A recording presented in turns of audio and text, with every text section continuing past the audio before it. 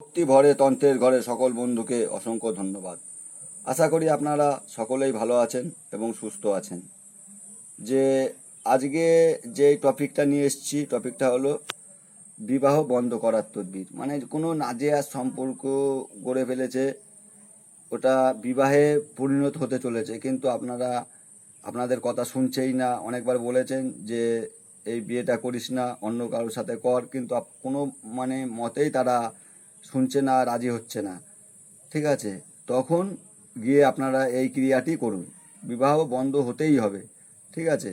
কিন্তু এইটা কোনো ভালো মানুষের প্রতি প্রয়োগ করবেন না, কোনো ভালো মানুষের বিয়ে বন্ধ করবেন না। এতে আপনারা প্রচুর পরিমাণে পাপের দায়ে পড়বেন, ঠিক আছে। নিজেদের জীবন ছারখার হয়ে যাবে।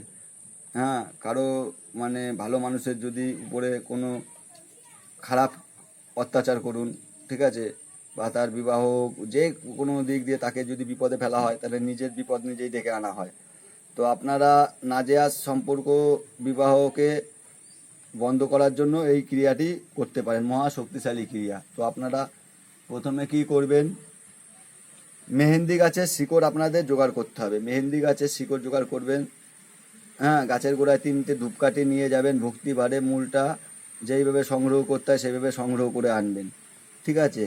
দিয়ে রাতে, ঠিক আছে, ওই শিকড়টা মৃগশিখা নক্ষত্রে ওই শিকড়টা হাতে নিয়ে এই যে মন্ত্রটা বলবো, এই মন্ত্রটা 51 বার জপ করতে হবে, 51টা ফু দিতে হবে। 51 বার পাঠ করতে হবে, 51টা ফু দিতে হবে, ঠিক আছে। তো তারপরে কি করবেন, জপ হয়ে গেলে, ঠিক আছে, হাত মুঠো করে রাখতে হবে, ঠিক আছে। সোজা কবরস্থানে গিয়ে, সব থেকে পুরনো কবরে গিয়ে কবরটাকে জাগিয়ে, ঠিক আছে, প্রথমে কিন্তু কবরে মুঠোটো করে নিয়ে চলে যাবেন, কবরটাকে জাগিয়ে, ঠিক আছে, 3 বার ও মন্ত্র পাঠ করে 3 মুঠ মাটি তুলে নিতে হবে, ঠিক আছে।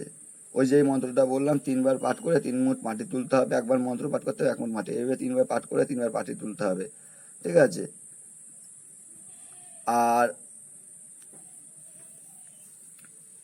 এইভাবে 3 বার করলে, ঠিক আছে, সে যেখান থেকে মাটিটা তুলবেন ওখান থেকে একটা গর্ত হয়ে যাবে। সেই গর্তের ভিতরে